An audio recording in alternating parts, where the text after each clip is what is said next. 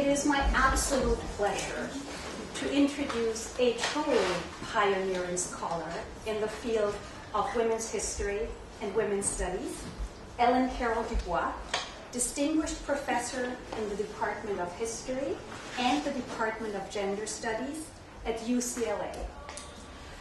Analyzing the women's suffrage movement in the United States as one of the first in historiography, Professor DuBois has enlightened us with titles such as Feminism and Suffrage, defining the women's suffrage campaign as the first independent liberation movement of female citizens and a source of transformed consciousness for an oppressed group.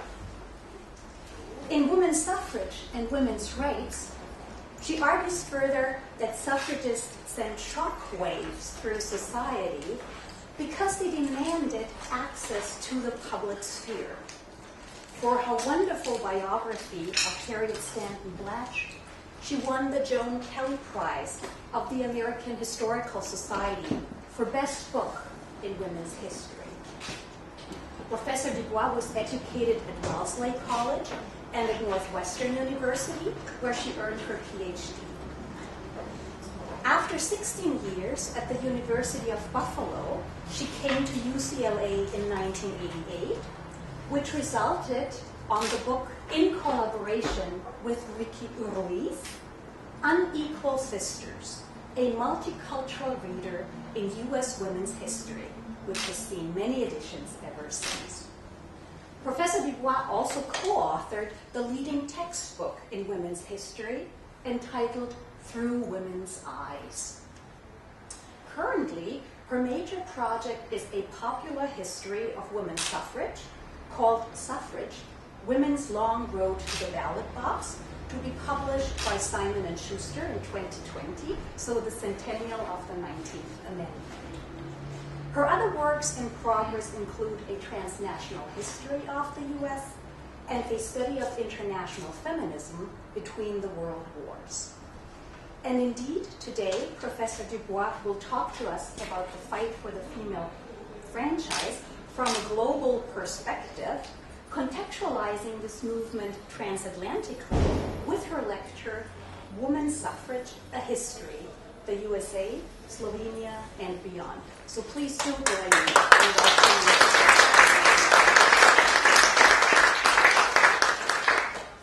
I'm thrilled. I want to thank you for inviting me. I want to say, first of all, like most Americans, my knowledge of the larger world is cramped. And particularly, I knew very little about this region in the world. And Slovenia is a great, beautiful secret that I now share. So thank you for that. I want to thank several scholars, one of whom is here, Vlasta over here, and Irina, who's not here, and then Francesca Gahan, of course, the mother of all things Southeastern Europe, and for providing me with a little bit of English language material. What am I doing? No, I'm sorry. Okay. I need the keyboard. Okay. Spodaj. F5 pritisni. Ja, se ne morem prijaviti. Lepo minus na naslednje konca. Dve koncice. Tole. Levo, stop. Sorry. I'm used to The new frontier for women's studies technology. Okay, here. Thank you. You know, the really interesting, one of the many interesting things about the various campaigns for women's political equality is that these were movements that were simultaneously totally national.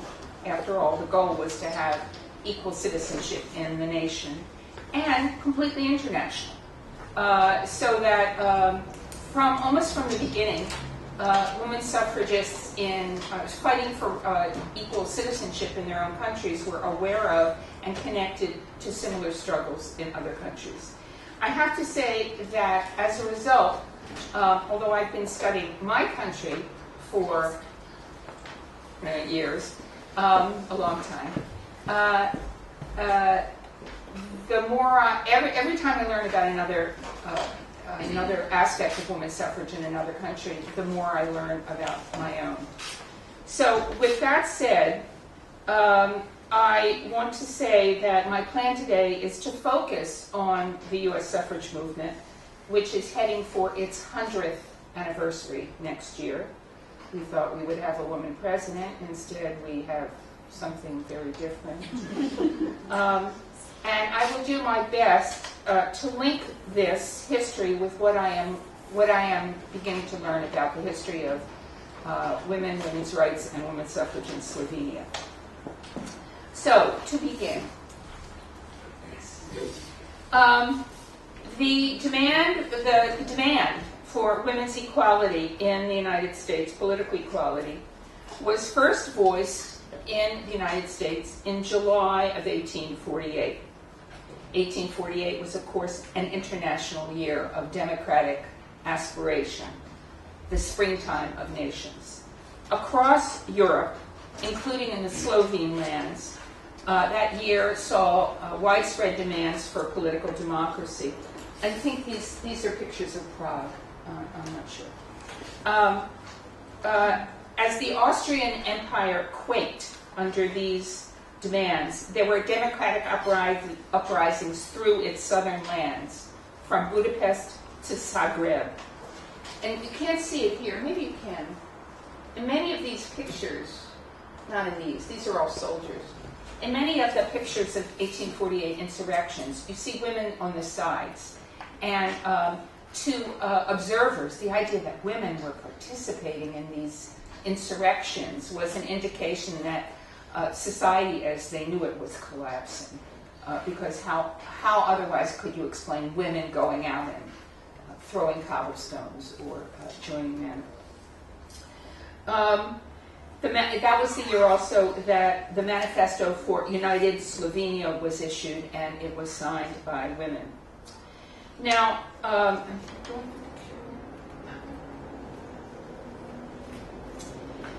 the women's suffrage movement, which was initiated in the United States in those years, can be seen as the American equivalent of the revolutions of 1848. The United States was already relatively more democratic than all of Europe. Of course, 2 million enslaved Africans could not vote, 1/6 of the population, and half of the population, 6 million women, 5 million of whom were free, nominally, could not vote either. But all white men, regardless of property, could vote.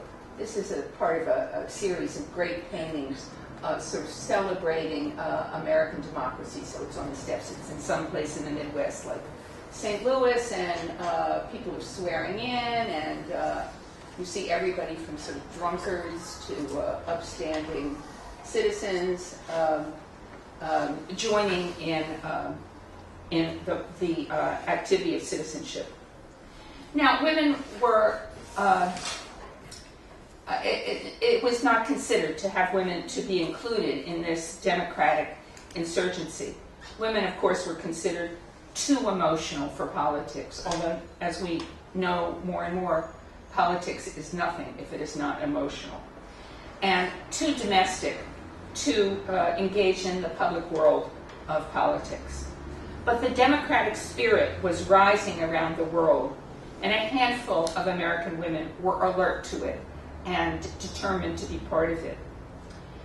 In particular, American politics was moving into a newly explosive era.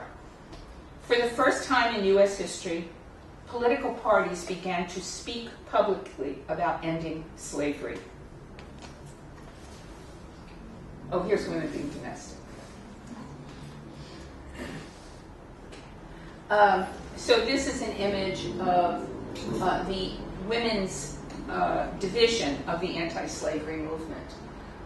So on the one hand, of course, the free white woman is lifting up the black woman in chains, so there's a kind of inequality there. But the slogan is just very moving. I'm not sure which one of them is saying this. Am I not a woman and a sister? Okay. The women who began the U.S. suffrage movement in 1848 were, to a person, abolitionists. They were involved in the campaign to abolish slavery. The demand for women to be politically enfranchised and empowered was partly motivated by their desire to participate in and add their voices and their votes to this new anti-slavery movement. They wanted to be part of bringing the abolition of slavery, as it were, out of the margins and into the forefront of politics. Now, the U.S. women's suffrage movement began in this year, not in the relatively cosmopolitan cities of New York or Boston, but a tiny industrial city in the middle of New York State. The city was called Seneca Falls. It was on a falls. Because it was on a falls, of course, it was chock full of factories that were run by water power. And I think a lot of these factories produced gloves. If any of you know New York at all, it's right across the lake from Cornell University. That's where it is. So the town was Seneca Falls, it was called. And I think that's sort of interesting that it was from a relatively provincial town. Now, here was the founder, the instigator. Her name was Elizabeth Cady Stanton. As you saw, I actually wrote a biography of her daughter, which was an interesting experience. It was like making myself her daughter. So this is maybe 1845 or 1846. Here she is with two of her first 7 children. Her first 2 children of 7. She had 7 children.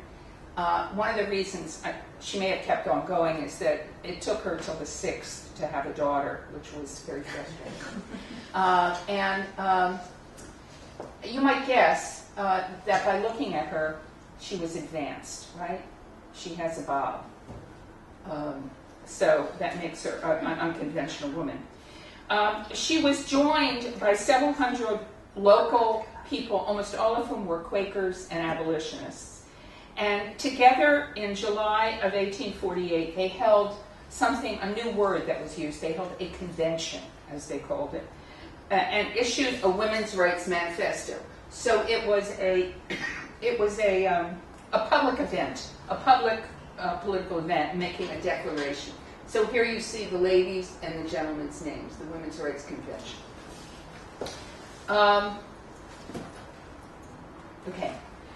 The structure of the manifesto that they issued was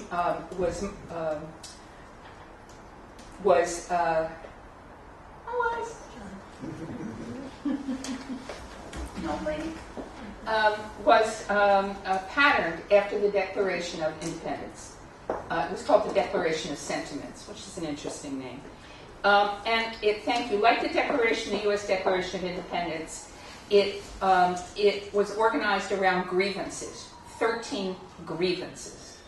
Now, as Americans, we often hear the preamble to the Declaration of Independence repeated, but we never hear the grievances because they're all like, don't put soldiers in my farmhouse, and they're just not relevant anymore. But the grievances of this feminist manifesto are remarkably compelling and relevant. I've only included some of them. You can see that it starts with what turned out to be the most controversial, which is he, the tyrant here, the equivalent of the British king was man. Man has not permitted her to exercise her inalienable right to the elective franchise. It's a very bold, confident statement.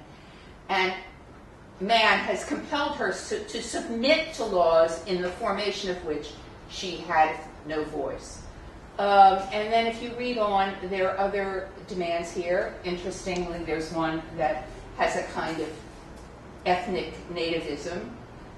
He lets foreigners vote, but not her.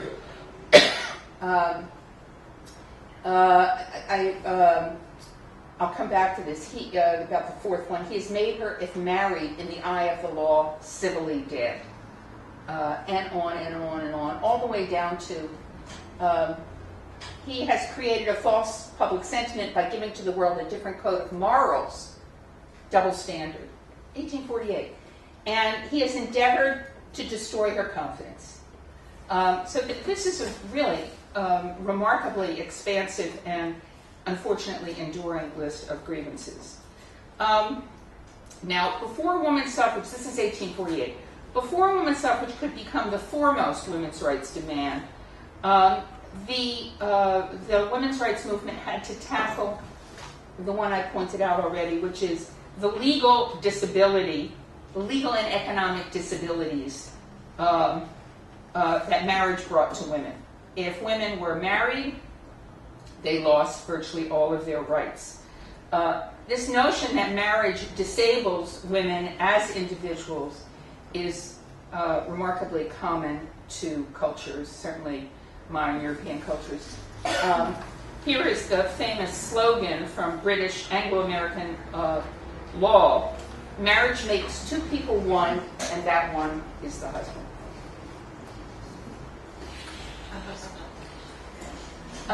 In 1861, a decade and a half after the 1848 Seneca Falls meeting first put women's suffrage on the table, it now rose to the top of the list.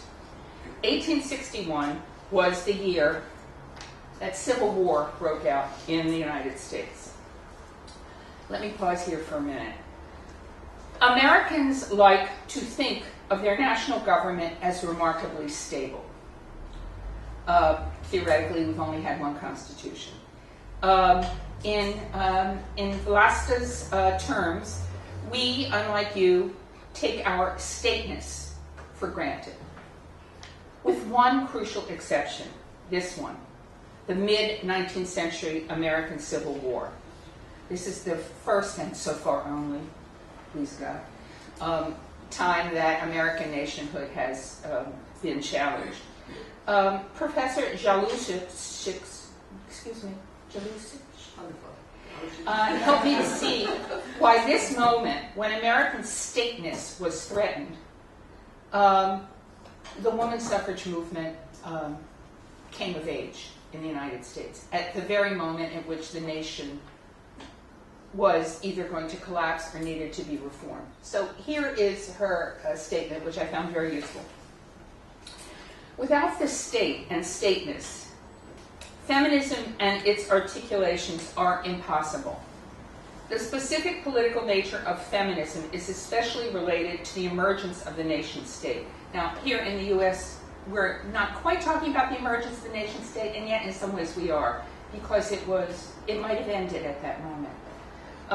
In non-politically organized communities, that is in traditional communities organized around culture, the national culture and other traditional integrative factors always predominate, prevailing over the concept of equality. Democracy as a form of political government and citizenship in an individual state, and I would add women's suffrage, can only be established when it's within a certain political space, this state.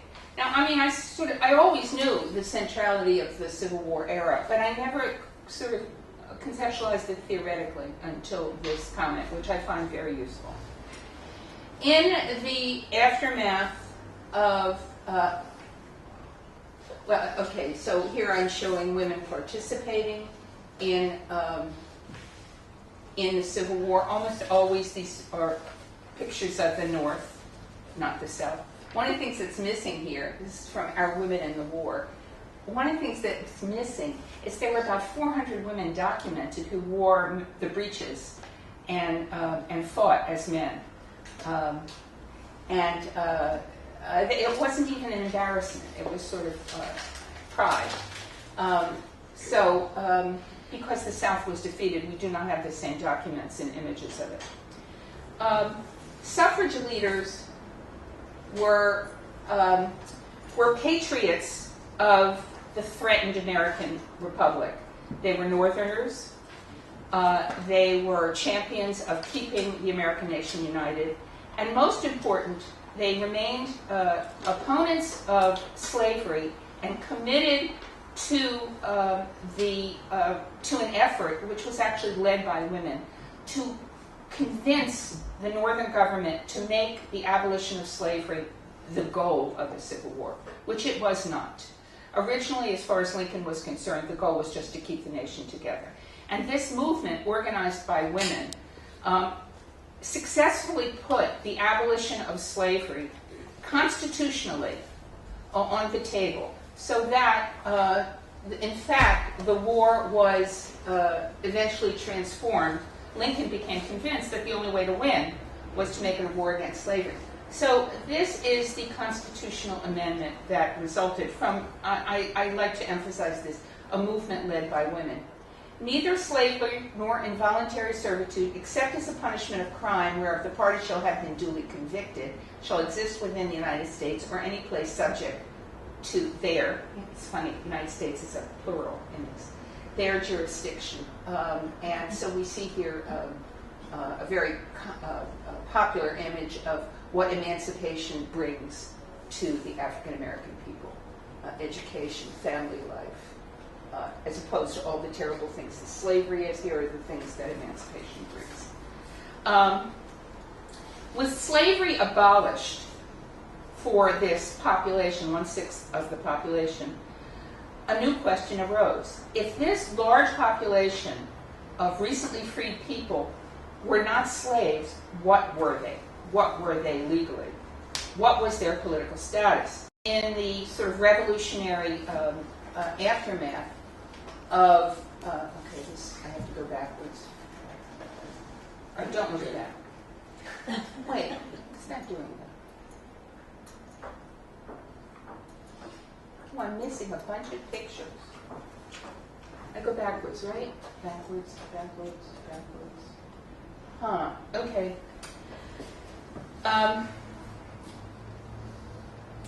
In the aftermath of abolition, Congress wrote another constitutional amendment to clarify the answer. If these people weren't slaves, what were they? And the answer was, it was a very advanced answer. The answer was, these recently freed people were citizens. Interestingly, it's the first definition of national citizenship in the American Constitution. And it is, to my mind, this amendment, the 14th Amendment, is actually, in some ways, the most important part of the United States Constitution still. Here's what it reads, the beginning.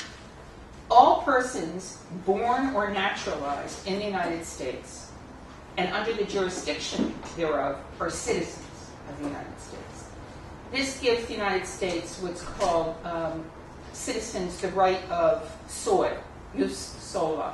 You were a citizen if you were born in the United States, as opposed to, I don't know what Slovenia is, but for instance, Germany is still, you were a citizen if you have German blood. Okay. This definition of citizenship, if you were born in the United States, you were a citizen, remains controversial. If you have any awareness of American politics, you know that really, in some ways, at the center of the Trumpian revolution is the challenge to the idea that immigrants should have equal citizenship rights. And they're going to have a hard time knocking that out because it is in the United States Constitution. So this meant that because the way that this, I'm so sorry I don't have the wording here, because the way that this amendment was written, it's very general. It doesn't say people who used to be slaves are now citizens. It says all persons are citizens. And that gave women citizenship. So that meant that women were citizens along with men. Now, next comes the next question. If you're a citizen, what does that mean? And in particular, does it mean you have the right to vote? Now, to the suffragists, the answers seemed obvious. What does it mean to be a citizen if it doesn't mean having the right to vote?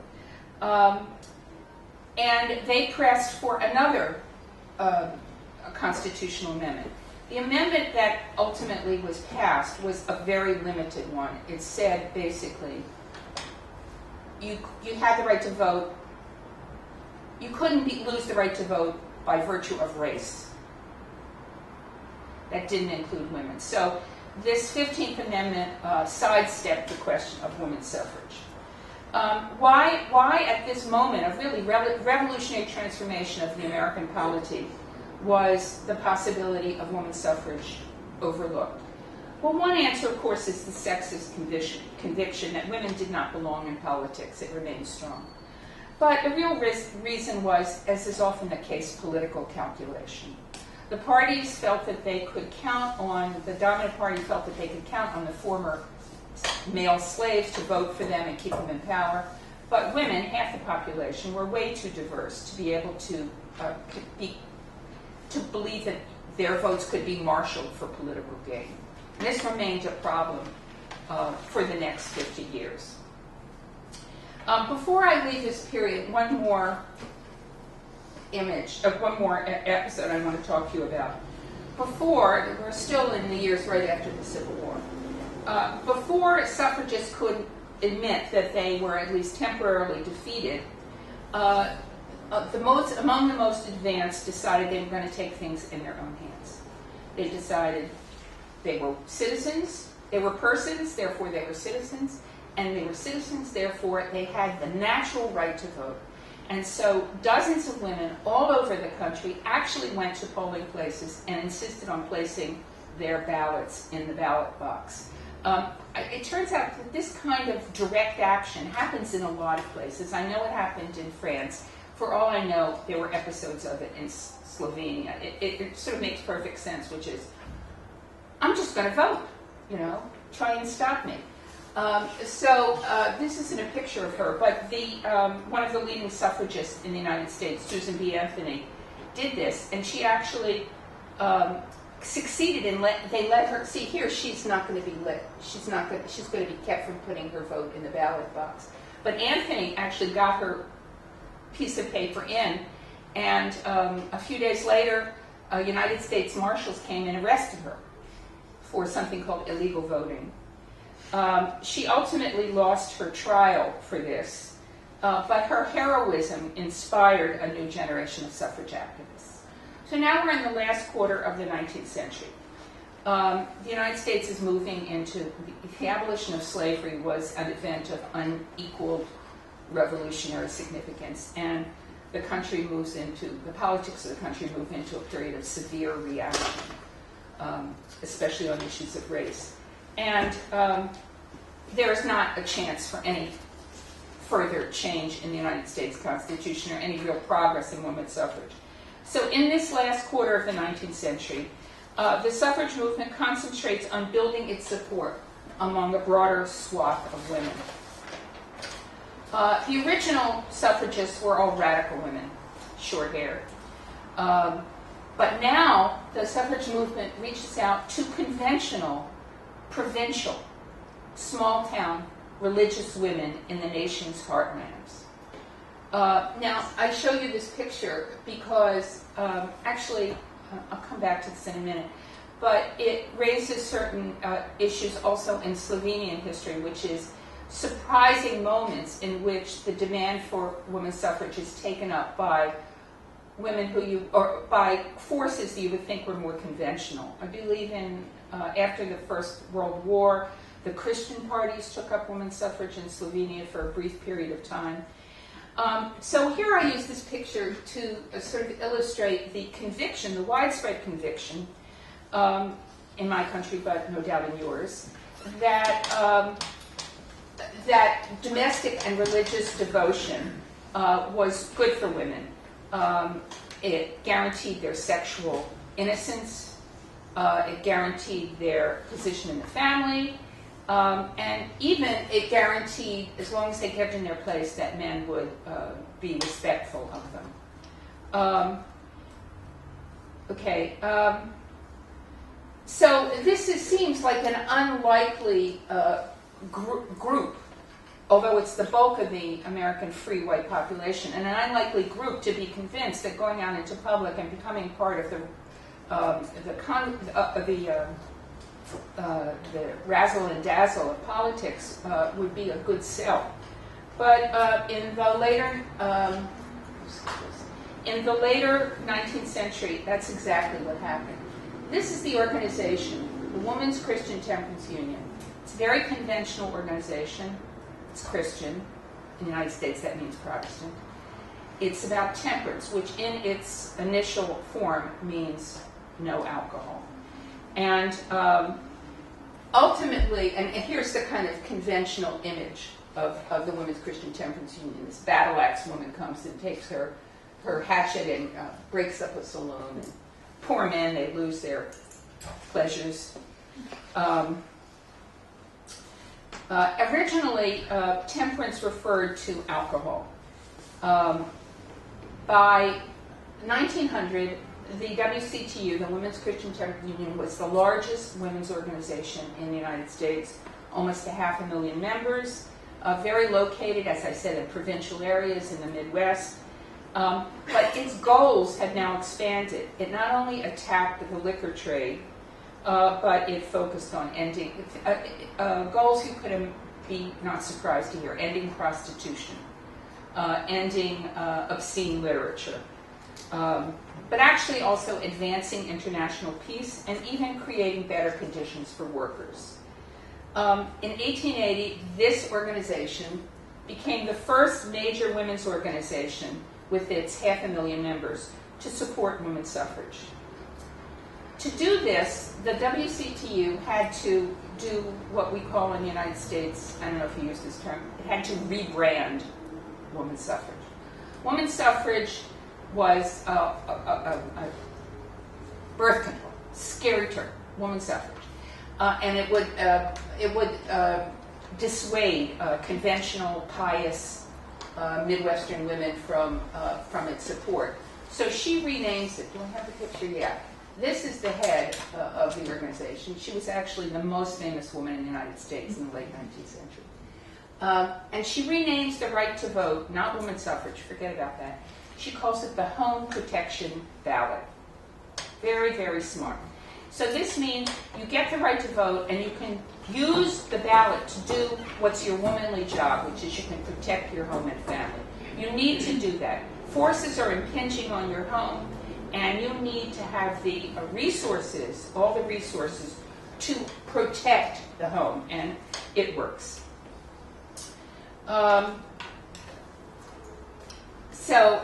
This is a nice image of a woman looking over the fences of her sphere into the public realm, leaving behind gossip and fashion, and beginning to look at the larger world. And here's another a nice image from the turn of the century. What are women going to use the ballot for? They're not going to use it to make themselves into radical equals to men. They're going to clean up society. They sweep the dirt out of their houses, and now they're going to sweep the dirt. And you see here the things that they're going to sweep out. Graft, bribery, food adulteration, white slavery, prostitution, trafficking in women. And they're going to use the ballot to get rid of this, muck.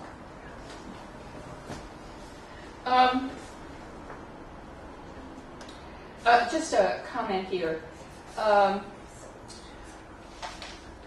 This pattern of suffrage demands moving away from, and then moving back, but moving away from radicals to these sort of conventional religious women can be found in other countries. As I said, I believe briefly in Slovenia. But it's always the case that, how shall I put this?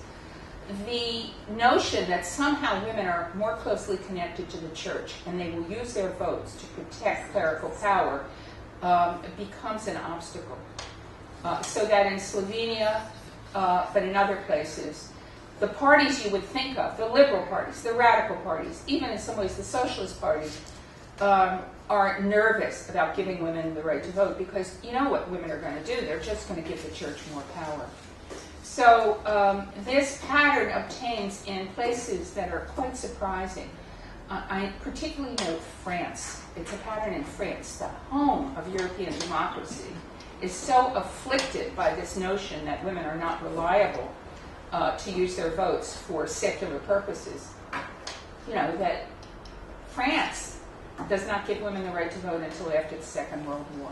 One sees the same pattern in Mexico and in Belgium and in other places. Just one other comment about the pattern. This pattern, not so much of women's clerical allegiances, but the idea of temperance, the idea that women have a particular concern with alcohol as a legalized, the legalization of alcohol and what it leads to, especially within the home and especially with respect to abuse, keeps popping up. There was an article in the paper just before I left about the infusion of women into provincial politics in India. Now, today, in the world of Prime Minister Modi.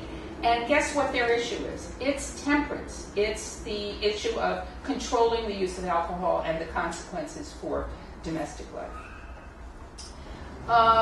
Okay. Quickly at this point, I just want to say a word or two before I move into the modern period. As suffrage sentiment spread in the United States, it carried with it American racial and ethnic biases of the period. In other words, in the United States, as well as many other countries, questions of ethnicity and race were a complicating factor in the American suffrage movement. So here we are at the turn of the 20th century, and I want to mention three biases.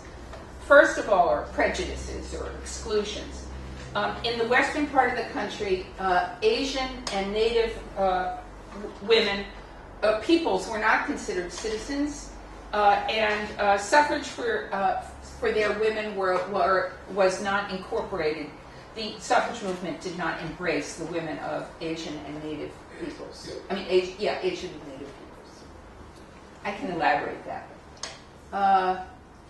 An even larger group was in the Northeast, where there was a bias against what are called the new immigrants flooding into the United States in the early 20th century, mostly from Southern and Eastern Europe. I meant to look up and find out what the Slovene immigration into the United States was, and I don't know the details. So these are probably Italian immigrants. Here they are on the ship, getting off of the ship. It's a great picture. And the assumption is these people are, it's not so much the suffrage movement ignored them, as that the presence of these people made it harder to win the right to vote. What, are you going to give these brand new citizens who are still part of the old world, are you going to give them the right to vote? And then finally, and most important today in the historiography of women's suffrage, is the continuing and in fact growing bias in the late 19th century against African American women. As I said, this is a period of great reaction, racial reaction. The suffrage movement, the men of the recently freed slave population are in the process of becoming victims to legal and extra-legal violence. They're losing their right to vote. The women's suffrage movement does not embrace the women, to put it mildly. It's segregated. It's segregated in this period. But I show you two different pictures. So here's a picture of a recently freed population whose daily lives are not that different. Despite the abolition of slavery, they're still working in the fields, as are the women. But it is also the case that a small sector of the African-American population is beginning to rise, education, political ambitions. And so we see pictures of these women. They are probably educated. They might be educators. And they are very dedicated to the idea of political equality for women, even if they have to do so within their own separate, segregated organizations. In part, they do so because they feel that they can not only join with the men of their race, but actually take the lead in protecting their peoplehood in this new and difficult period. Okay, let us go to the 20th century. By the turn of the 20th century, the international reach of the women's suffrage movement has grown. I'm going to show you this list in different ways, but here I'm going to start with the first three. By 1910, 3 nations had taken the lead in giving full rights to vote at the national level to their citizens. There are lots of little ways to vote. Women can vote in their cities, or sometimes they can vote in their provinces. But the idea that all women in the nation have equal political rights is first established in these 3 countries. And you will see that these are countries on the margin of, they're all basically former colonies, okay? 1 of Russia and 2 of the UK.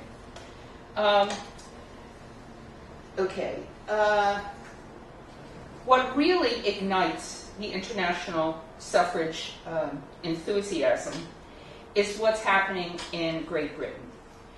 Suffrage radicalism is revived in Great Britain. British suffrage radicals take to the streets in massive numbers, engage in civil disobedience. This is one of the leaders of that movement, a tiny little woman named Emmeline Pankhurst, who's being carted off by a not very happy policeman from demonstrating in front of the Houses of Parliament, and then famously force-fed. This whole environment is in some ways inspired by and patterned after what's happening in Ireland. Force feeding is something that the British government Home Office has already learned to use against Irish radicals. Okay, here's the point. I make it a lot in the United States. It's maybe not so important here. In the United States, all suffrage advocates are called incorrectly suffragettes.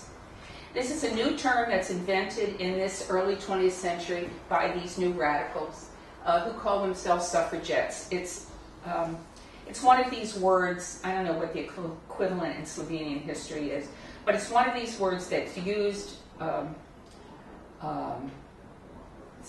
queer is an example.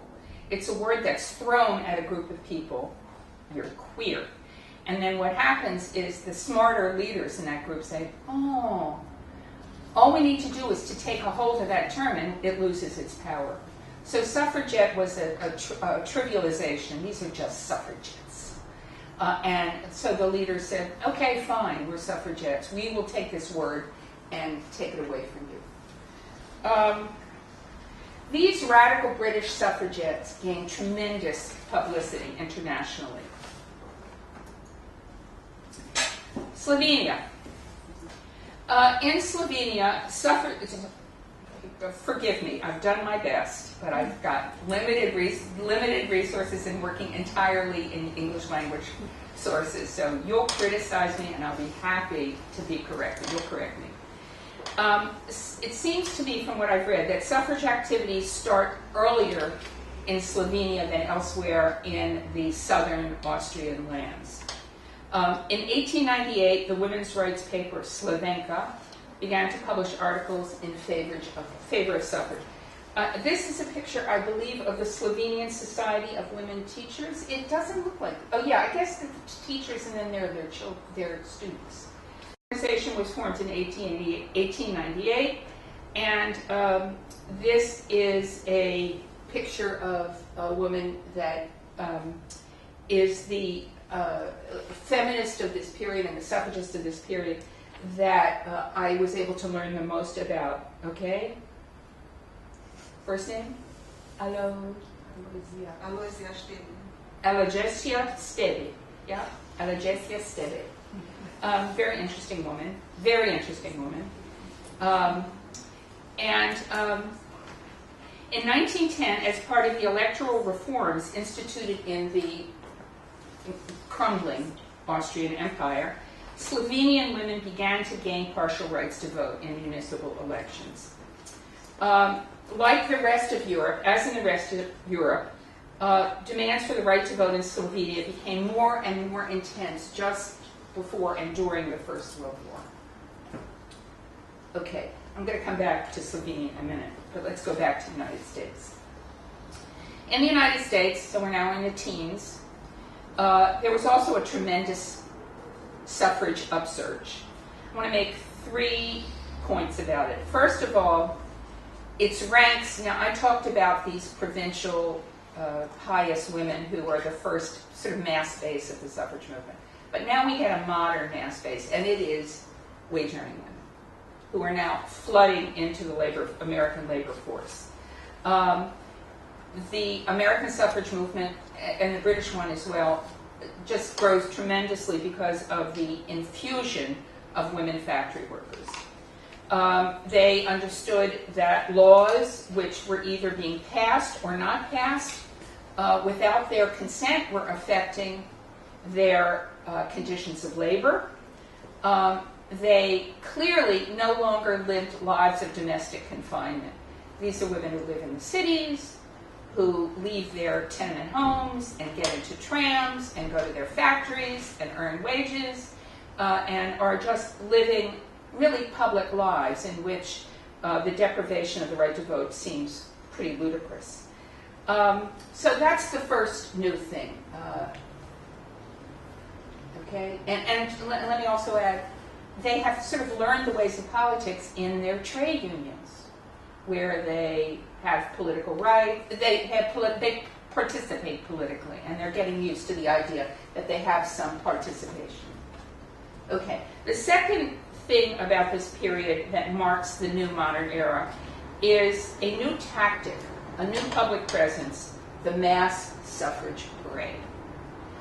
This is a marker both of the enormous growth in the population of the suffrage movement, but also in its new confidence about being literally in the streets in public. This is a parade in New York. This is a parade, as you can see, by the Capitol in Washington, D.C. The dates here are about 1912 and 1913. And you can see here the tremendous excitement, the people on the crowds who want to see these people. This is Fifth Avenue in New York City. Also the discipline. They're all wearing basically the same uniform. And often they carry signs that say what the name of their university is, or the name of their profession, or their trade. And finally, the third thing I want to point out that marks the modernization of the suffrage movement is a sort of new modern graphic presence. Okay, so this is from California, the California women's suffrage movement. It's my absolute favorite. She's standing. It looks like a halo, but it's actually the setting sun.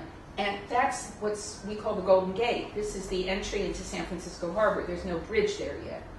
And she's wearing a very elegant outfit, and this is really Art Nouveau. It's quite exquisite. This was a very public image. This is all very much intended to supersede. Suffrage demands have been going on now for half a century. They're associated with old-fashioned, spinstery, ugly women.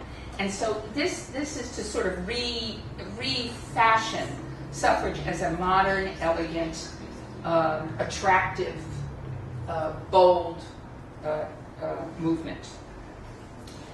By 1916, now Europe's in the midst of the war.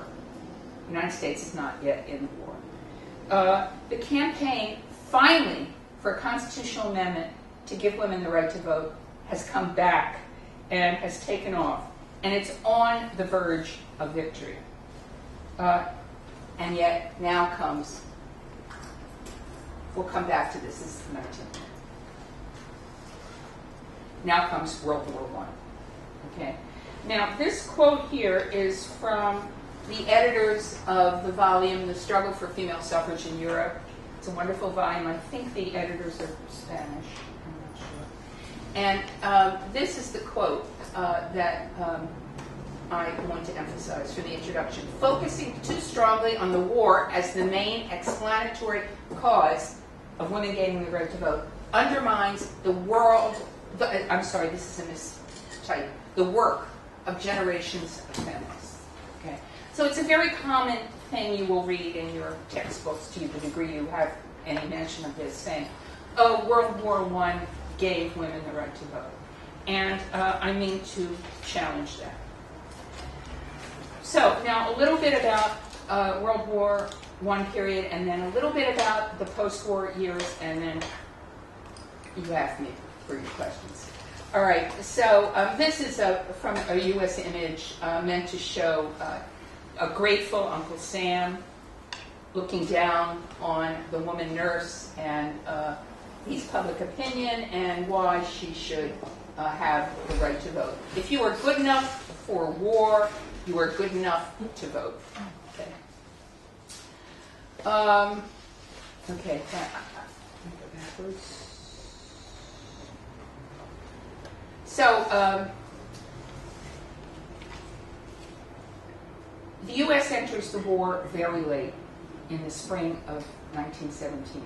I've just been reading about the First World War on the Southern Front, and you know, this is the 100th anniversary. We're over the 100th anniversary of the First World War, and you know, we have no idea in the United States about what this war wreaked on Europe.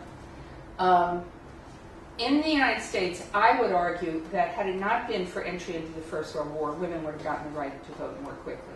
It's held off. During the year and a half that the United States is at war, the President and Congress will not pay any attention to the demand for the vote. But finally, in 1920, after really a challenging path to constitutional amendment, we get the 19th Amendment. The right of citizens of the United States to vote shall not be denied. It doesn't say women have the right to vote. It says they can't lose it. That's an important distinction. And of course, we're heading for the 100th anniversary. Now, in the UK, I'll go back here. In the UK, when you go onto the internet and get a list of dates for women getting the right to vote, you think, oh, you have the most solid thing in the world. But actually, these dates are extremely imprecise because of the odd paths that completion of the right to vote takes. So usually, if you look up the UK, you'll get the date 1917 as when the British had the right to vote. But in fact, what happens is only a portion of British women get the right to vote, and then they keep the numbers down by making it over 30. You have to be over 30, and they've lost so many men that they do not want to have more women voting than men, so they keep the numbers down by certain confinements. It's really until 1928 that British women have the right to vote on exactly the same terms as men. Many European nations, do we still have those? Yeah. Many European nations, these years, during and after the First World War, there's a kind of cascade of enfranchisements in Europe, especially in the fragments, the national fragments of the collapsing empires, of the Austro-Hungarian Empire, of the Russian Empire, even of the Ottoman Empire. So look at these, you know, you might be surprised. Belarus, Albania, Poland, Estonia, Latvia, Lithuania, Armenia, etc. Okay? So, I mean, and there are a few non-new nations there. Sweden, Netherlands, Canada. So now we return to Slovenia. With the collapse of the Austrian Empire, my understanding is the empire collapses into sort of three national groupings: Austria, Hungary, and the Southern Kingdom. Austrian and Hungarian women gain the right to vote in their national entities, but not in the southern Slavic lands. While women campaigned for the creation of the new kingdom of Serbs, Croatians, and Slovenes, they did not succeed in winning the right to vote. Again, this is my understanding from what little I could read, that the Slovenian part of the new kingdom was more advanced on the issue of suffrage, and but that the new kingdom the pre-Yugoslavian Yugoslavia, followed the standards in Serbia and elsewhere, and so women did not gain the right to vote as a result. Oh, thank you for shaking your head. Thank you. As Vlasta wrote, the disappointment was profound. And as your other colleague, Irena Solishnik, speaks of the window of opportunity in World War I era closing, leaving a surprising number of European nations without the right to vote. So now we'll look at this group. Now we're in the 30s. I'll do the 30s, and I'll get us to 1944 as quickly as I can. The last nation in Europe in the 30s, prior to the Second World War, for women to gain the right to vote is Spain. And it's very brief because it's during the Spanish Civil War, women get the right to vote, and then boom, Franco, it doesn't matter. Meanwhile, as you can see, suffrage continues to spread, but outside of Europe. Latin America is an important area. Cuba, Uruguay, Asia, the Near East, Turkey, the formation of the new Turkish Republic. But in Europe, the spread of radically right-wing governments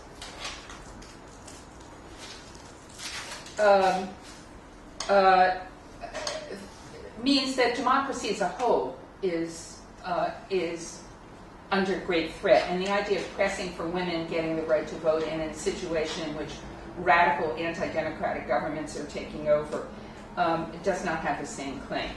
Now, I just want to say a little bit about these two things. This is an image of women delegates and alternative delegates in Geneva in the League of Nations. The United States did not participate in the League of Nations, and so American historians are fairly ignorant about it.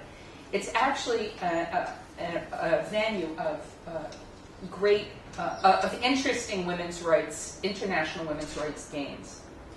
Even though, the book that I'm sort of put aside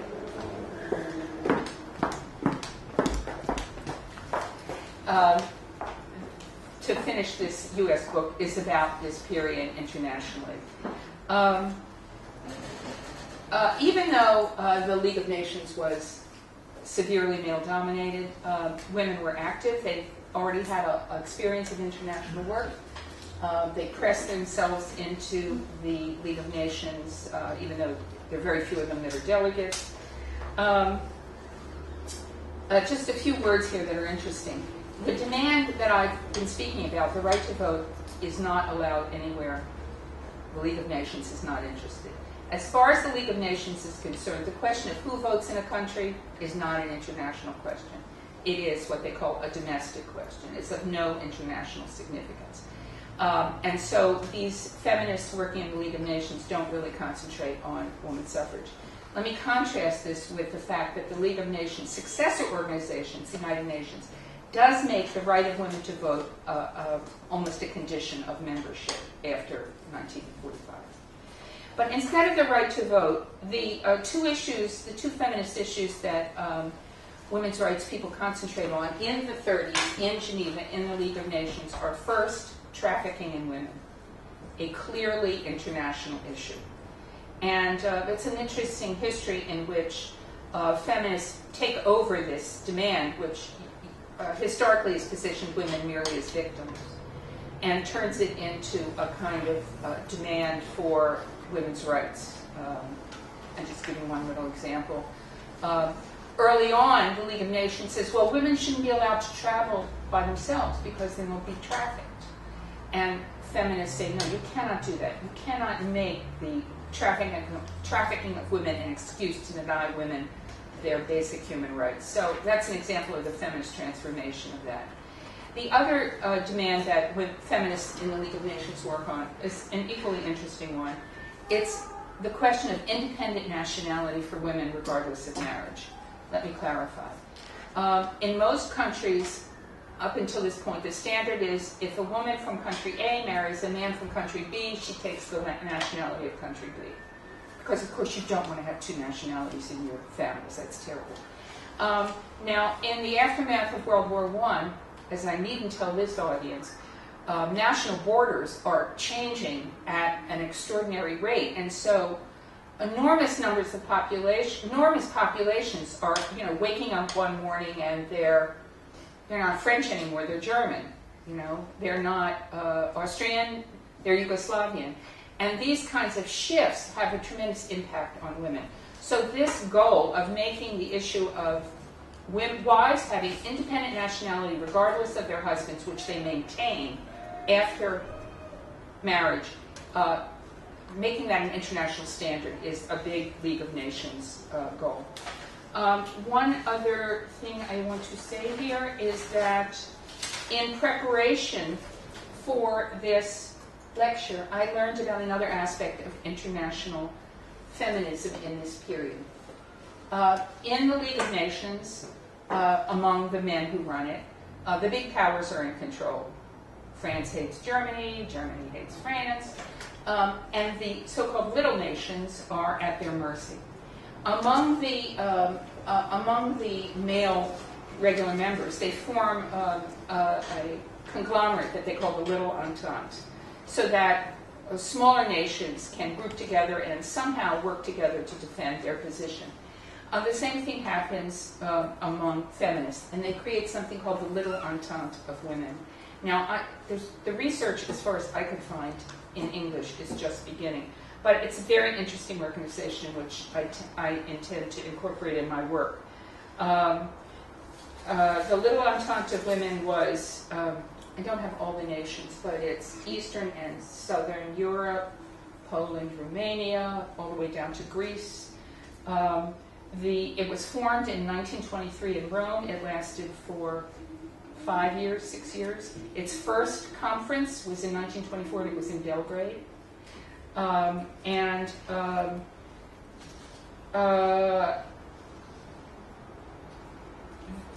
are some interesting characters that I've stumbled across. There was a Greek woman named Avra Theodopoulos who shows up in international feminism. The founding president was a Romanian. I won't be able to say her name. Conta Cucino. And the Serbian leader was Mileva Petrovic, I believe. And like everything else about this period, it is the growth and spread of fascism that leads to the end of the Little Entente. But I think it's very interesting. Okay, so now I'm almost at the end. Suffrage victories return after World War II. In Slovenia, in France, in Italy, and Belgium, the winning of rights to vote for women is credited to the anti-fascist work of partisans. Again, the claim is that women are given the right to vote, which I think needs to be, and I think you'd agree, needs to be re-examined in the light of the decades of determined suffrage activism that precedes these seemingly out-of-the-blue victories. I would also say, I don't know what you would say, that the true political as opposed to the symbolic meaning of women's enfranchisement in Yugoslavia, in the southern Slavic lands, would have to wait until the collapse of the Soviet Empire, in which competitive democratic politics returns and having the right to vote has meaning other than the symbol of equality for women, political equality. Women's suffrage is not just history, it's today's politics. And thank you.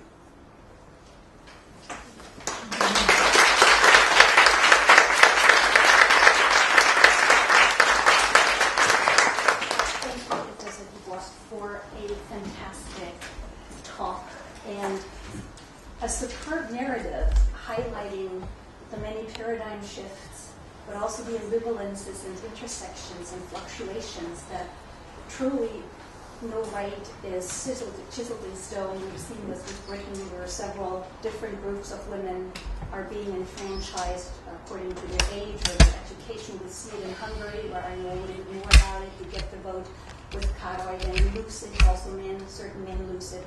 So this should also make us think, I think, for the 21st century, that we shouldn't take race for granted. All citizenship, and I think we have a lot to talk about here. May I open the floor for question? I'm sure you have a lot of feedback to provide and maybe a lot of queries. I'm sure I do. So perhaps if you would also maybe briefly introduce yourself, say your name and what your affiliation is.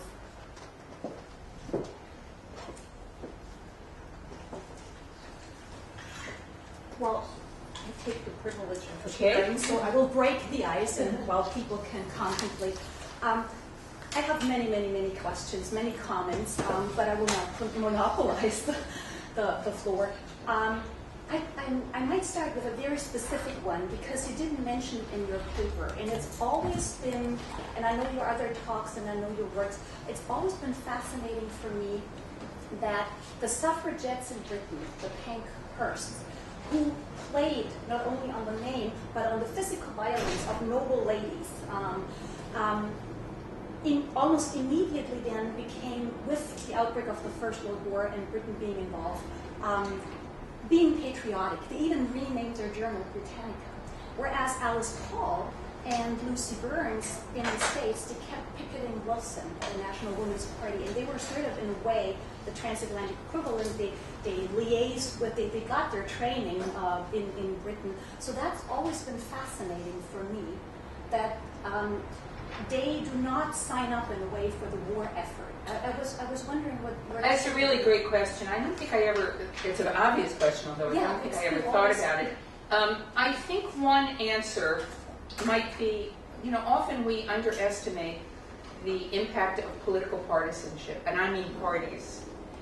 So the radical British suffragettes, the Pankhursts, who started out as liberals, Liberal Party, also then became Labour Party, and then were so enraged at the failure of these two, relatively progressive parties to give women the right to vote, that they turned into Tories.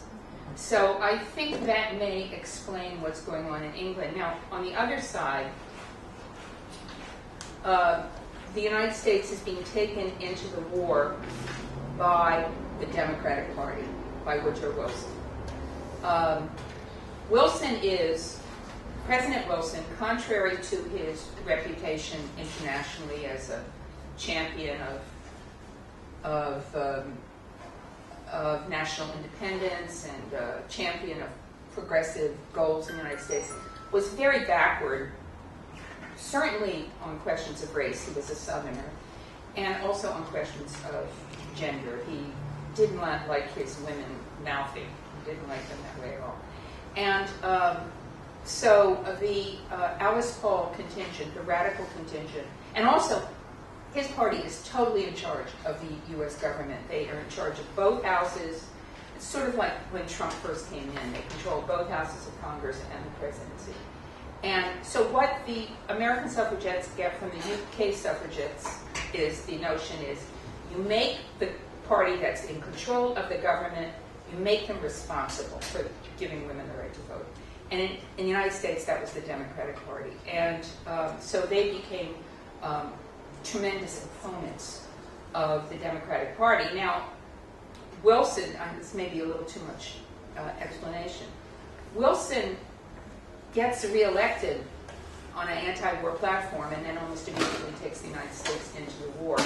And he loses his standing. He's much hated in the United States for this. The suffragettes angered him for his failure to support suffrage, morphs into their resentment at him for his entry into the war. And I think maybe that helps explain. Oh, but there are others. I mean, there are other American suffrage leaders. The woman I wrote a book about, who's also, she has a British husband and she has a British family, and she goes to Britain and France during the war, and she's knocked out by the contribution of British and French women to the war effort. And she says these things that are worth quoting. She says, "It's a dirty little secret, but war is good for women." By which she means when men go to war, women go to work. And you see also a lot of other suffragists like Carrie Chapman Catt, IWC president, also calibrating of where are we going to negotiating power. Well, yeah, here's the other answer. Yeah. At least in the United States, these radical suffragettes, they certainly haven't made their goals by currying the favor of the masses. They stand on the edges, they're radicals. And so the idea that they're going to incur resentments, they actually live on resentments. The idea that they're going to incur resentments because they opposed the entry of the U.S. into war feeds their definitions as radicals on the edge. Questions or feedback? Or corrections. Well, since yes. So thank you very much for your really interesting and stimulating lecture. My name is Francesca Ronaldi, and I'm part of the Irene project. I'm dealing with the case study of Rijeka and Sušak after the end of the First World War. So I'm dealing with Croatia, and I'm at a very preliminary stage of my research. But I think this case study is very interesting because women in Rijeka, which at that time was called Fiume, gained the right to vote in 1919, and they kept it until Rijeka was annexed to Italy, so for 4 years. And Rijeka, where's Rijeka or Fiume in Italian is in northwestern Croatia. So it's a kind of... It was an independent city which went through a really troubled situation after World War I, because first it was under military occupation, then it was international military occupation, then it was occupied by the Nuncio, then then it was annexed after another very troubled period when it was official, it was the Free State of Rijeka, it was annexed to Italy. And interestingly, Mussolini comes in and he says, "I'm going to give women the right to vote, and I'm going to make voting irrelevant." In fact, you could say in some ways that, I don't know, 1929 or something is the date for Italy, except it's irrelevant. Anyhow.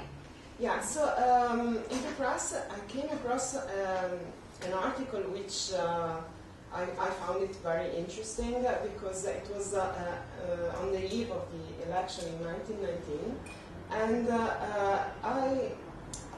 I perceive it as a kind of manifesto. So on one hand, it was stressing that the women gained the right to vote, as a matter of fact, because they were part of public life. On the other hand, it was stressing that they didn't fight for this right to vote, but this right to vote was a kind of gift given by men. A kind of, partially it was a reward for their patriotic engagement, but above all was not the result of the political fight, but a gift. So I wanted to ask you if you came across any similar examples of similar discourses.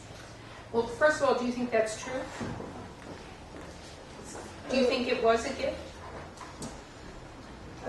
I don't know. In this stage of my research, maybe it's too early to give an answer, but I think that there was a big difference. My impression is that there was a big difference between the engagement of women in public life, they were very present in public life, and feminist movements. And this maybe maybe it can be explained with the peculiar situation in Rijeka, which was kind of isolated. So maybe Well, Yeah. I'm so glad you're doing this because we will have to see. I mean, are they mostly connected to Italian developments? Well, this is also a hard question because they were both connected to Hungary and Italy, but for example, many women engage themselves in national ideals. So I had the impression like these national ideas came before and somehow suffocated the I don't know that they're opposed. I don't know that they're opposed. I mean, if on the one hand, I'm just saying in general, women say, oh, we want our nation to exist, we love our nation, we're part of our nation, and then they're denied that. Or let us say one of the patterns one does see, and I can't speak to the intricacy of this particular situation, one of the patterns one sees a lot is that women participate in, contribute to national survival or defense and expect to be rewarded, and their contributions are marshaled and counted on, and then it comes time for them to reap their rewards and they don't get them. And that turns people into feminists. That turns people into feminists. I guess the only other thing I would say is because of the enormous presence and attention to the radicals in England, it is an extremely common thing for suffragists all over to say, well, we want the right to vote. We're not like those people. So they are sort of cutting the difference and saying, on the one hand, we're part of this movement, on the other hand, we're not part of that movement. So in some ways, they're using the radical reputation of the British suffragettes as a way to distinguish themselves and make themselves seem less dangerous. But I'm sure that as you proceed, you're going to find many more complexities than you anticipate. If I may just add, in the case of Austria after the First World War, a lot of pragmatics played into because women were suddenly, they were always in the majority, but after so many men had died at the front, they needed the women voters. But this didn't mean that they embraced the women. Every party was hugely skeptical of how women would vote. The conservatives, maybe they vote more socialist because those socialist women were better organized. The socialists, maybe women are dominated by the church. They vote for the church. So in the first elections, people had this genius idea of coming up with different slips, voting slips, differently colored voting slips. So you knew exactly how many women voted and how many men. And this later on, of course, was abolished. But it also sometimes boils down to just plain pragmatics. We need more.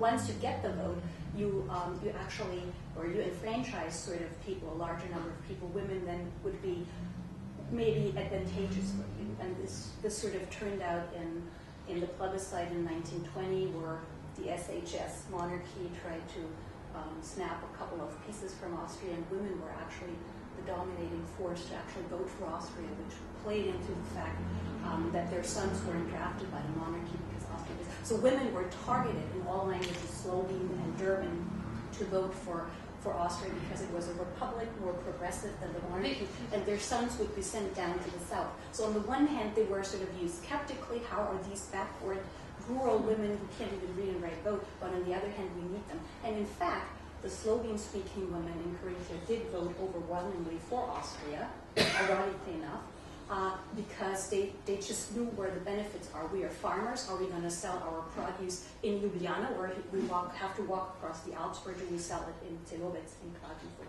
And interestingly, an American, Sarah Wambau, working for the League of Nations, sort of analyzed this and assessed this. So this is well, let me make a generalization here. The long historiography of women's suffrage tends to look at the movement in total isolation from all other political and historical developments. And the new historiography, and I hope I've played a role in this, is to make sure that this history is contextualized and inserted in the larger political developments. But on the other hand, you can't lose the first part. As you pointed out, my first book is called the emergence of an independent women's movement. So I think you always have to balance a sense of the political context and calculation with the realization that unless you have some sort of independent structure, nobody's really going to care that women have the right to vote. So it is some balance between what we would call feminism, in other words, the independent organization of women, and the political calculations. Blas, did you want to say something? Thank you. It was really interesting because I've been actually dealing with these issues quite some time ago, so I'm somehow in the other research area right now. But when you were talking, and I think that the question of whether women are given the rights or whether they fight for them and the rights are the result of the political fight for the rights. It's really interesting, and you already answered now to this question, actually. But I was, in the meantime, thinking about longitudinally, let's say, abstract thinking about what happens with the rights, how the rights can be achieved for certain groups when they fight for them. And I think there's always, in this, the rights are never given because there was a declaration that everybody is equal by nature, etc. And now, we as all equal people demand our rights, and the rights are given to us. All political fights require legitimization. And legitimization is always contextual. So in certain contexts, you have to argue for why exactly this group deserves the rights to be given to the group.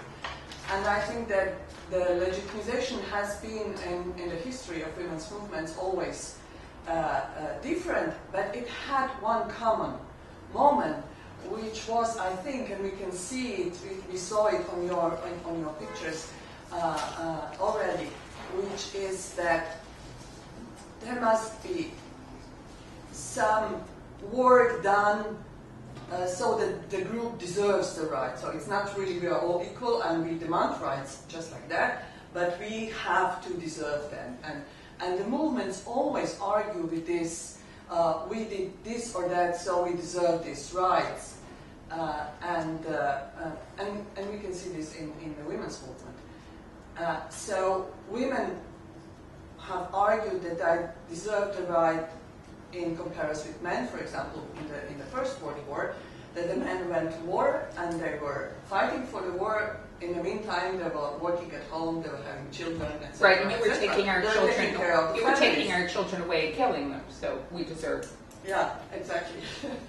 And then the war is over, and here we have this socialist, communist, national communist, I would say, icon posters, actually, because it says Slovenka, you are free, and for the first time you are going to vote. So what is the interpolation here?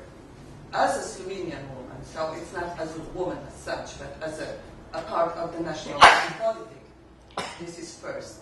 And you are free, but this free doesn't mean you are free by nature, but you are free as a result somebody broke your chains. Participating in the anti-fascist women's movement.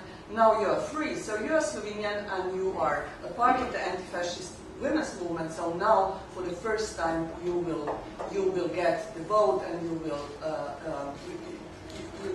you can vote now. And then you have the second one, is saying Slovenian woman.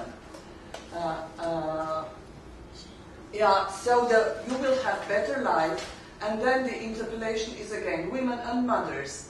And down there we have everybody to the elections, to the constitutional how is it called, assembly for the rights of women and mothers for the protection of children. This one? No, the up there. So it's basically all connected with a very traditional women's role. Wives and mothers, žene means wives, not women, actually, and this is continually going on in these legitimizations. And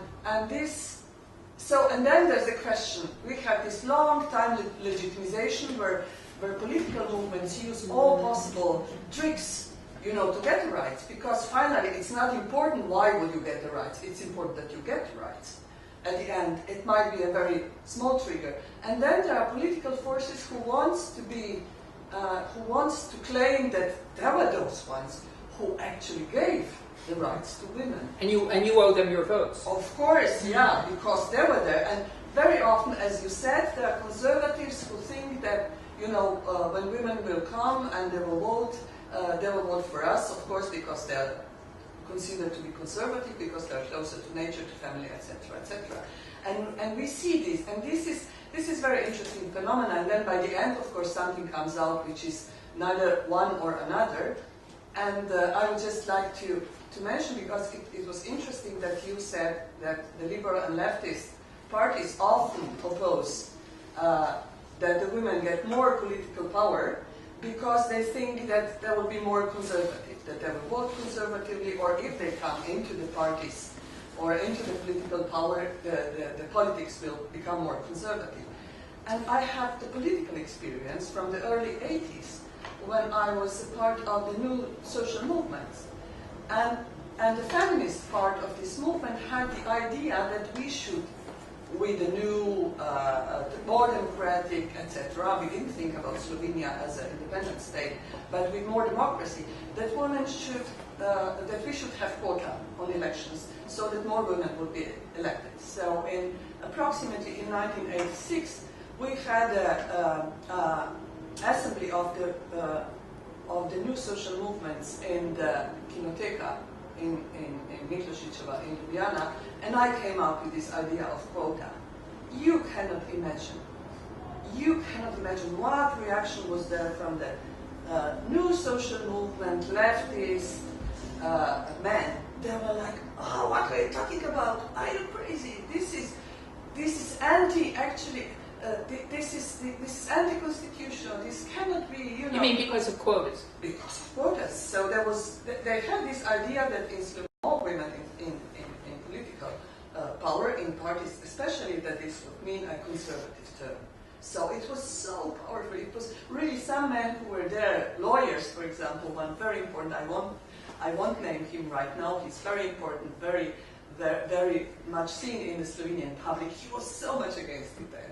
So only 30 years afterwards. You know, these are very interesting questions. I can't begin to take them apart. One thing that occurs to me, I studied a fair amount about India, where quotas were instituted, and they were very controversial among feminists in terms of quotas for women in parliament. By quotas meaning, we never do this in the United States, but it would be, you have to have, France does it now, right? You have to have 40% of your slates having women on them. Now, of course, the easy part is to put women on the ones that will never win, and then that takes care of that. But in India, the notion of having quotas, and let me emphasize, the quotas are limits. It's not you can only have 40%, it's you must have 40% or more. The quotas were complicated by the fact that the real quotas that they were struggling with were the quotas between Muslims and Hindus. And as Gandhians, they couldn't believe in quotas. So the idea of having a woman's quota, when they were fighting the idea of having religious quotas, interfered with that. This idea has never come up in the United States. Well, let me see, that's not quite true. When you go to political parties and they have their conventions, they often require a certain number of women from each state, but that doesn't give them any political power. I don't know. There are many parts of what you have to say. It's all very interesting, and thank you. I was looking at this, and the fact that she doesn't have a face. The top right one, she's faceless, right? Abstract. Yeah. Could be. Or this one, it's like, you know, during the Vietnam War, were those pictures of those Vietnamese women with the baby and the rifle? Yeah, but there were really many women active in the partisan movement, so this is kind of... accurate? Yes, I would say. Young women especially. Well, what do you think? Do you think that the granting of the right to vote in 1944 was in fact a consequence of their partisan participation? You asking me? Mm-hmm. Well, I think it was a consequence of a long process. This is my opinion. I'm not really much into women's and into the history of this issue, but I see it from other aspects as well. And especially I was very much interested when you pointed out the League's goal to make women independent to their husbands. Their nationality. Yes. And do you can you please explain us more on this issue, because I was not aware of this. Yeah, it's I'm just beginning to learn it. I'll give you the one example that I knew the best. So we have Alsace-Lorraine, right? And it starts out as, at the beginning of the war, it's Germany, and then at the end of the war, it's France. I got it right? And people were allowed to elect. Are they going to have French citizenship? To opt for, yeah. Or opt. But the thing is, your husband wants to be German, then you have to be German. And this, the Alsace example was one that was often quoted. Can you elect France when your husband opts for Germany? Now, of course, there's an irony here, which is the question of your nationality is a fundamentally national question. And yet, it has to be international because we're talking about two countries. So the question is, what's your husband's country's laws and what is your country's laws? So your husband's country might have a law which is, if you marry a man from into his country, you can't have the laws have to be compatible, or you're going to end up being without a citizenship at all. I believe that in the end, this campaign is not fully successful, but it is ultimately successful at the United Nations, where one of the first conventions for the rights of women address nationality of wives. Now, as we know, there's another level to that, which is what happens to the children. Mm-hmm. And this is a complex question, and I do not know the current state of the debates on this, but I found it an extremely interesting campaign. It starts, I can tell you more details about it, but it starts in The Hague in 1930, and it's the major feminist issue of the League of Nations period. Because statelessness was a problem Right. for many women. It was really for female citizens. If you lose citizenship, if your children, Linda Kerber always starts with this quote, Madame Butterfly, the GI or the American doesn't accept the child, it's not born on American soil. Her family, Japanese, is a very patriarchal society, doesn't accept the child in her. She's basically stateless. So I think that also one of the reasons why women were so engaged in that question was because it was a deeply female question. Women did lose, and especially after the First World War, when Austria-Hungary dissolves, a lot of people truly were stateless. I've just been looking into psychiatric files, and one of the parameters to determine whether a woman was crazy or not was ask her for her nationale, her nationality. Now this was right after the war. How would I know? I was in Rijeka, now it's Fiume, then it's Rijeka, and so when she didn't know that, she was automatically crazy. So, there are all these, and something during the talk that kept occurring to me is with the sort of dialectics of citizenship, because statelessness and citizenship, of course, are closely bound together, and the right to vote. In the 1920s, one of the most prominent cases amongst many was the Schwimmer case, because she was stateless. She applied for U.S. citizenship. She didn't get it. It is with the famous Oliver Wendell Holmes quote that democracy is truly not just agreeing with people, but also accepting other people's opinions. And she was the first in a string of many, many cases that were denied citizenship. Canadians, not just Hungarians. She was a bit suspicious anyways.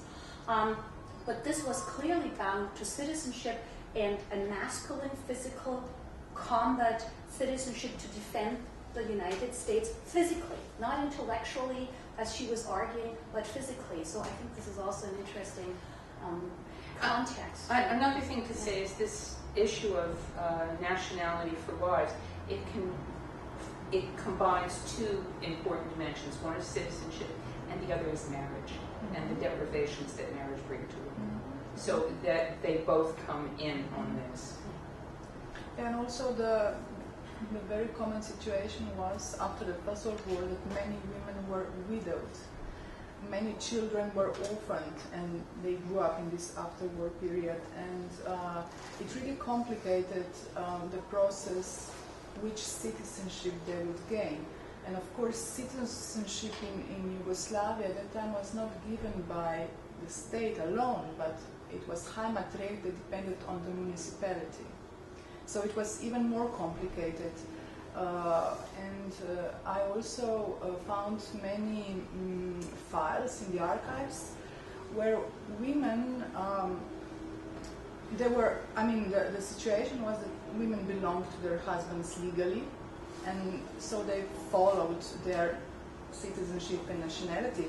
But there were also cases when very little one, when women got divorced. And so they had to prove that they were not, that their Heimatrecht, what is the... It's the same in Germany, and the Nazis got rid of that because they didn't want certain people to be citizens. So Heimatrecht existed till the Nazis annexed Austria. Yeah, it's the same as the German term. It's the right to a home. Right to home that depended on municipality as well. I think it stems back from the medieval times, because the city, Stadt Luft macht frei, 1 year in the city and you're a free person, and this is sort of, you have the right then to live there. So yeah, and this Heimatrecht was actually a remain of less developed, let's say, societies. So I think these are all very interesting. I don't know what the issues that you're concerned with, but for instance, the question of what we call ethnic cleansing, of the movement of populations in the aftermath of the First World War, and the question of refugees, women and children refugees. These were all issues that women in the League of Nations paid attention to. So they seemed to you could address them as non-gendered issues, refugees, citizenship, but they were not, because the questions of political status are always, as you are both suggesting, always filtered through family structures. And so women and their children experience these differently. Yeah. I mean, there's a lot that goes on. I don't know about the historiography of the League of Nations from where you stand. Of course, it's very thin in the United States, but also it's because the focus is entirely on national security issues. It's like, forget it, it failed. And there's just a tremendous amount of activity that happens around the edges of the Council and the General Assembly that lay the basis for scientific work, legal work, cultural work. And then, there's this much time between the collapse of the League of Nations and the beginning of the United Nations. So the book that I'm going to turn to after this will really, there's so much of a tendency to date the beginning of international women's rights from, at the very best, the United Nations, if not the 1970s and the grand conferences. And I really want to show that even down to the personnel, there's a tremendous link between what happens in the League of Nations and what happens in the United Nations.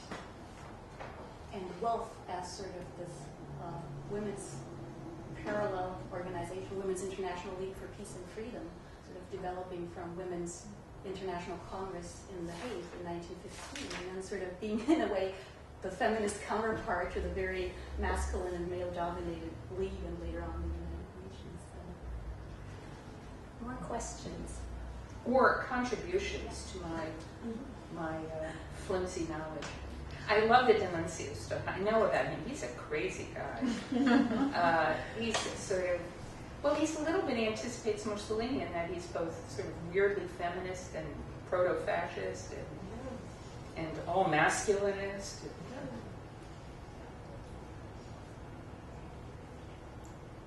Well, I'm here for other questions and comments. do I want to say? It's sort of an elaboration of what I said at the beginning.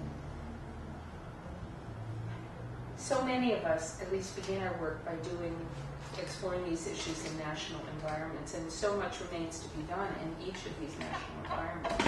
I mean, so there's some done on the US, there's some done in the UK, there's some done in France, there's some done in Germany, and then everything else remains to be done.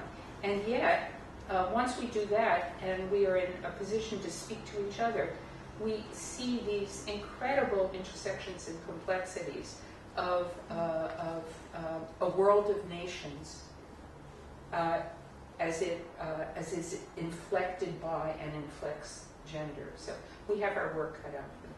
And your project is marvelous. So if there are no more questions on that note, please do join me again for thanking you.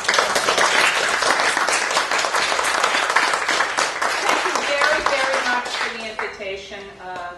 It added a dimension both to my personal knowledge and my researches, so thank you so much for it. Thank you. Thank you for coming.